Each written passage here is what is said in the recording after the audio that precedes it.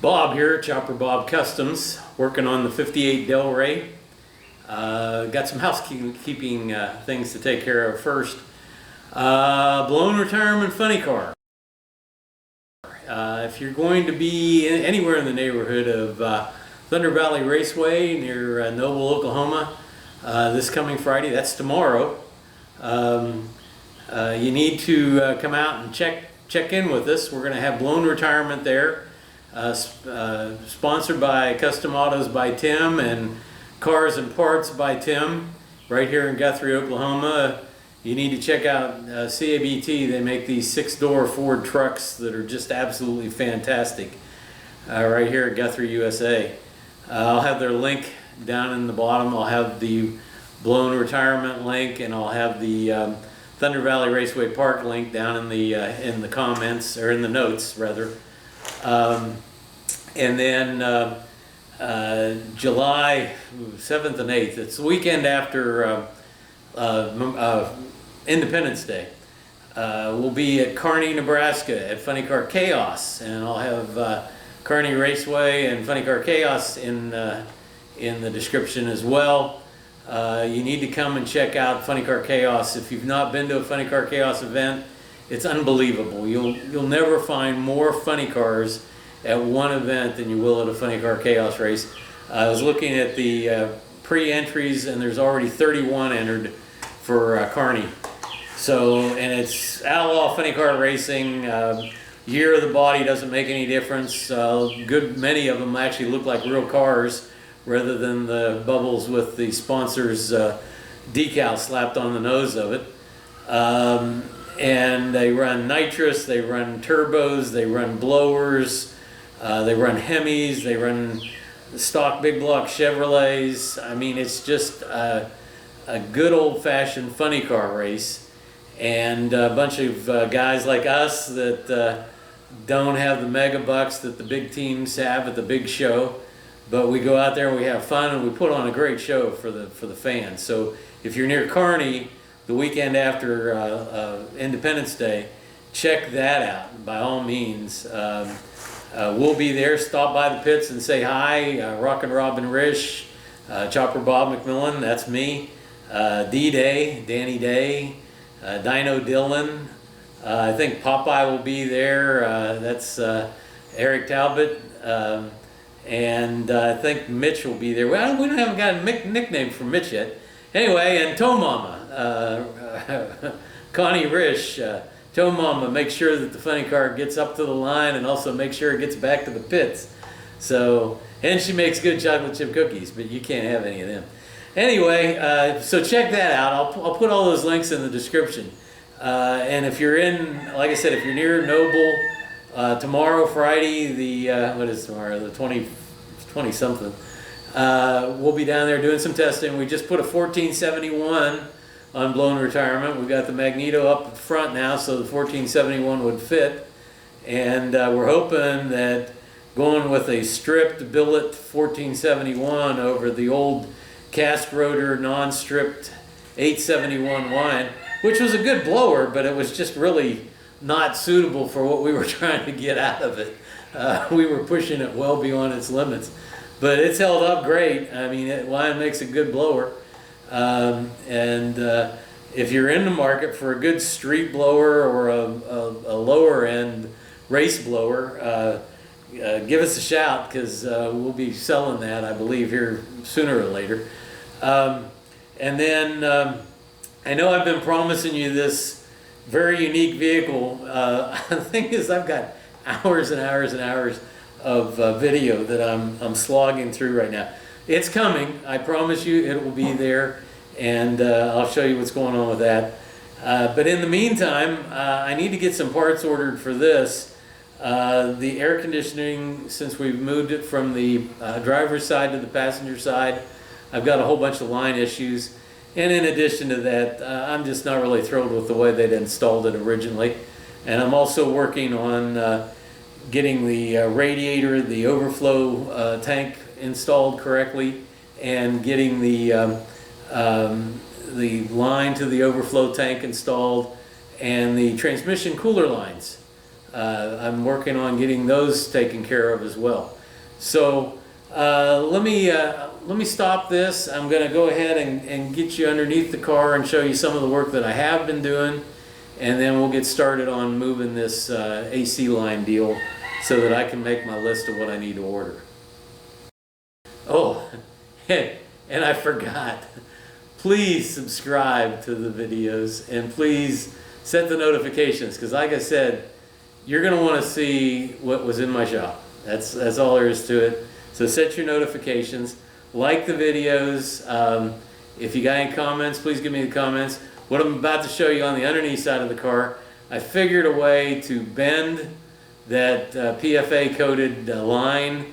It still crimps a little bit. I don't know that I'd use it on a fuel injection line, but the transmission cooler line, since I'm using 3/8 line to run from the 3/8 line on the cooler, but the lines actually on the transmission are 5/16. I don't feel that bad about the crimp in the line, and it's not a bad crimp, but it's there, and I'm not thrilled with it. So if you have a better idea with that, please give me a comment. I mean, comment on anything. I want to hear from you guys. I want to know what you're thinking, because like I've said before, I'm doing this hopefully to educate you, but I also want to be educated as well, because I'm learning stuff every day. Anyway, on to the underneath side of the car. Okay, so let's start with what I've done up here on top side. As I've said, I've mounted the transmission cooler, and I've got it mounted in a way other than the hacksaws that they had holding it on there. Basically have some, this is 50 PSI line. Cooler lines on a 350 will sometimes get up around the neighborhood of 40, 45 PSI. But very seldom, and unless you have a restriction, which hopefully we will not have. So, and the thing about it is this cooler had 3/8 barb fittings on the end of it. So other than getting a different cooler, it didn't make sense. And this cooler was in good shape. I mean, the damage had just started. You can see somewhere where the fins have been kind of beat up. I don't know whether you can see that. Yeah, right there. And there's some scratch marks on the tubing, but beyond that, it's not bad. So there's no sense not using it, and it's a good big cooler. So anyway, so I put a barb on this end of this tube right here, and you can see where I've bent it. This hole, that's where they ran the AC line, one of the AC lines through. And so I've gone ahead and utilized it to run the cooler line out through it.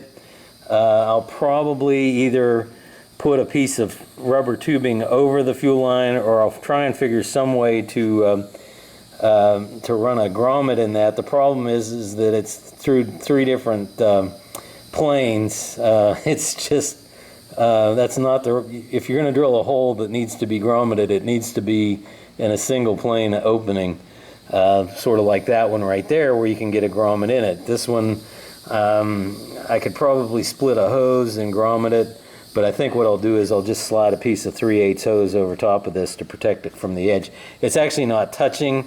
It would have to actually move quite a bit to touch, but I still want to make sure it's protected okay. I still have to make the bottom line right here, and I'll show you why I'm not doing that here in a second. So here we are underneath the car. There you can see where the line comes through the hole. I've got it running along the bottom of the radiator.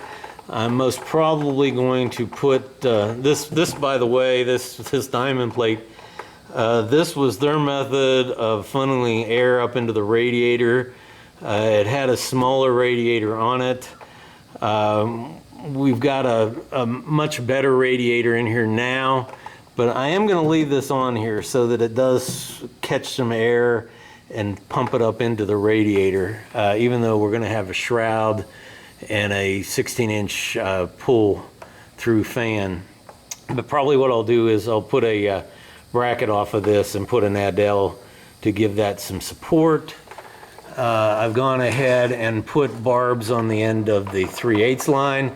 I put barbs on the end, or a barb on the end of the 5/16 line, and then I actually have a barbed brass 5/16 by 3/8 connector reducer, so that'll work. This one right here, I'll be putting a flare, inverted flare on. I'm waiting on inverted flare nuts and an adapter for here, and then that will be attached. It does not, it's a little bit short, but I've got a pretty good bend at the back at the transmission that I believe will bring this up, so that with the adapter in here and with the flare nut, that it'll mate.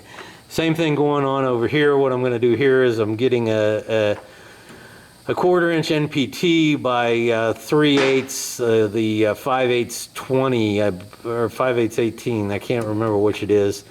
Inverted flare nut, and it's going to be a 90. So the line is going to come out like this and then go up to the hole up there. I've got the crank pulley mounted.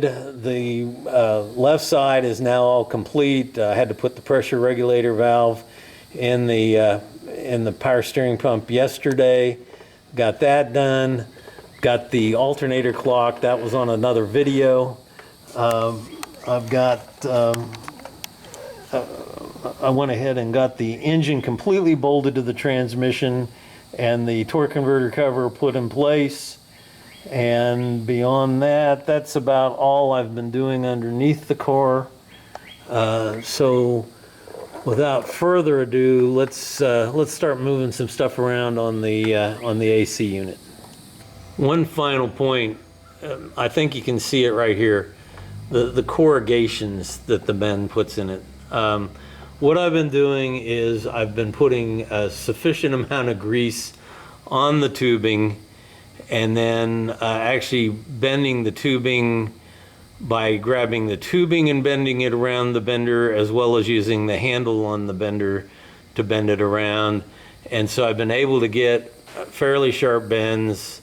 This is a 90, but you can see that it does have these corrugations here, and it is thinned out in this direction. Of course, it widens out in this direction a little bit. So cross-sectional area, I believe, is probably equivalent to the 5/16. So here again, I wouldn't do this on fuel injection application, but for the transmission cooler, I think we're in good shape with it.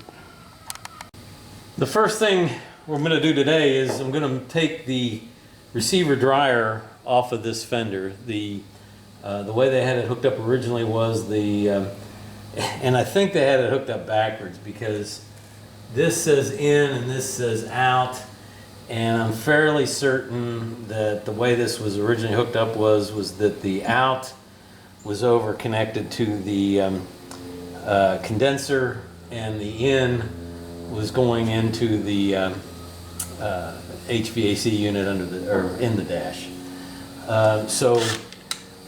Hopefully, I'm going to have to check and see if that has the potential of having done any damage to it. This could have been one of the reasons why the AC was low on fluid. They may have been struggling on trying to get the AC to work. We don't know, because this car has been assembled, and the owner that has it now bought it in its present condition, so he's not exactly sure what went on with it. The only thing he knew for sure was that the AC didn't work.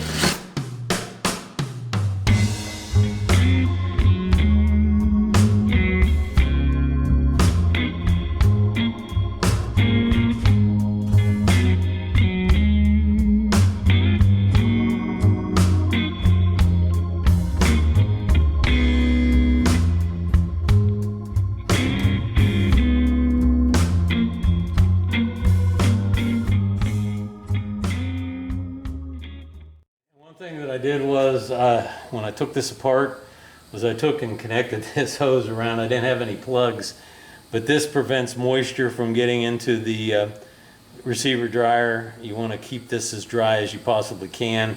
There's a lot of moisture in the air normally, and right now I can tell you it is very humid here in Guthrie, Oklahoma. So I've got that taken care of, and now we'll go ahead and see about getting this mounted. Real quick, let's talk about how AC unit works. Let's start at the compressor. And the compressor, as its name implies, compresses a gas. And that gas is, in the case of this car, will be R134A Freon. Used to be R12. And they've got new stuff out now. It seems like every time that they improve it, they improve the price point, which I'm sure improves their bottom line, but that's another story. Anyway, the compressor compresses the Freon, and we'll use the generic term Freon for all the different types of refrigerant.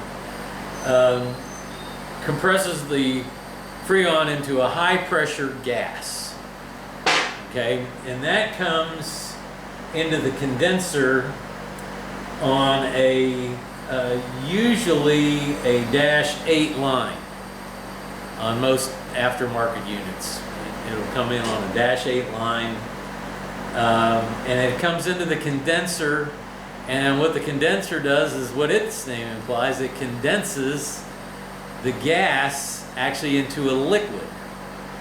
And so the compressed or the high pressure liquid then comes out of the condenser and goes into the receiver dehydrator or receiver dryer. Now the receiver dryer does two things. One, it acts as sort of a reservoir, so you have a little bit more Freon in the system than you actually need, so that if you lose some, the system's still going to work okay. And then the other thing that, probably more importantly, that what it does is it has a desiccant in it that takes moisture, H2O, and traps it in here so that it doesn't go in and freeze further on down the line when starts stuff to cool off.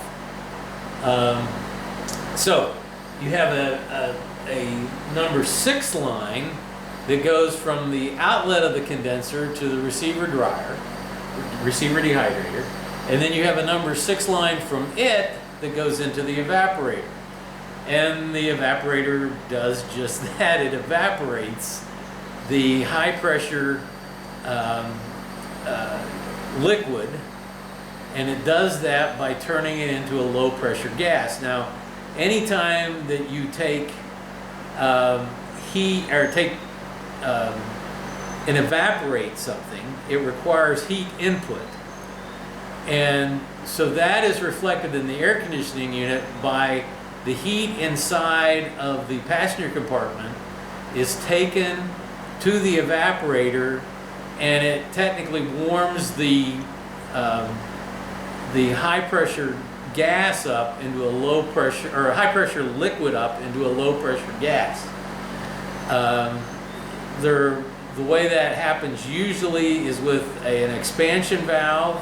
What that does is it provides a restriction, and anytime it goes across the restriction, there's a pressure drop. So the high pressure drops to a low pressure, and that combined with the heat from the interior of the car causes that high pressure liquid to turn into a low pressure gas. And there are no units of cold, there's only units of heat. So when we talk about this, we're talking about high and low heat.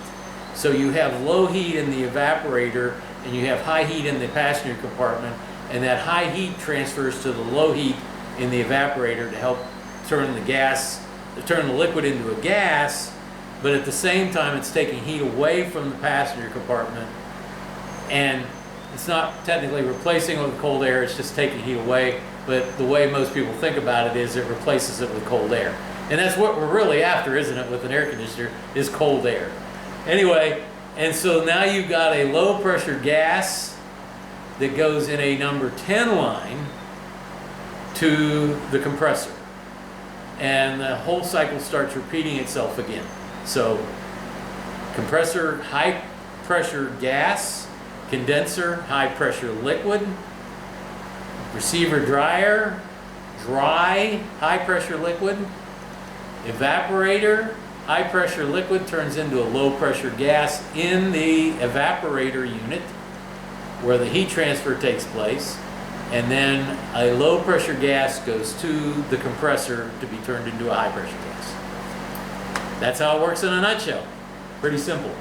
So what I'm wanting to do with this is, I'm going to want to put this receiver dryer, and I'm thinking that this right here is a good place for it.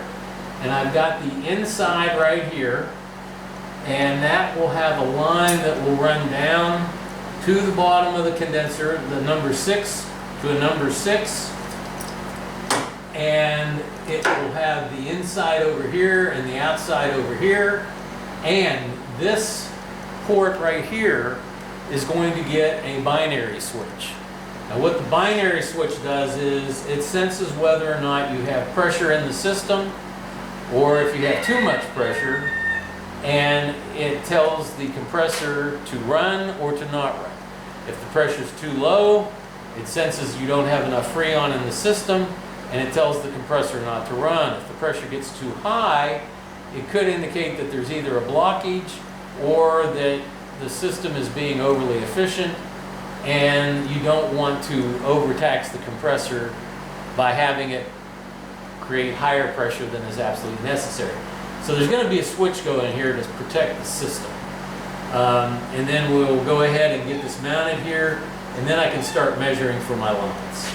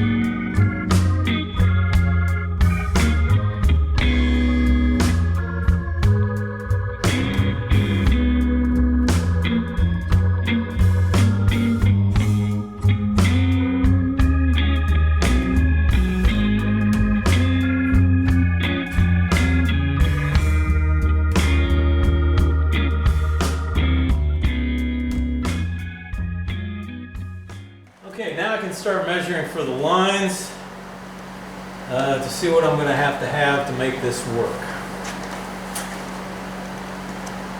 And if I can find them, I'm going to go hard lines out here in the radiator area, primarily because I don't, the rubber lines tend to be on the bulky side. And what I'm really going to be after up here is a neat clean area in behind the hood and the grill. And so when I get past this plane right here is where I'm going to go with the rubber lines, where I've got more room to fool around with. But right now, I'm really thinking that the best way to handle this will be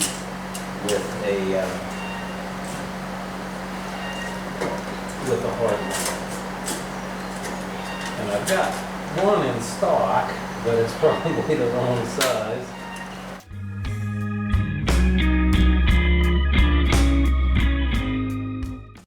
Okay, so Uncle Dirtbag was by, and I was telling him what I was trying to do here. And he said, oh shoot, just go to Keith up at Napa, and he can bend the hard lines for you. And you won't have to fool around with any of this stuff. So what I'm going to do is I'm going to go ahead and figure out where I'm going to put my holes, and then I'm going to make some wire forms, and I'm going to go up to Napa and have them built for me.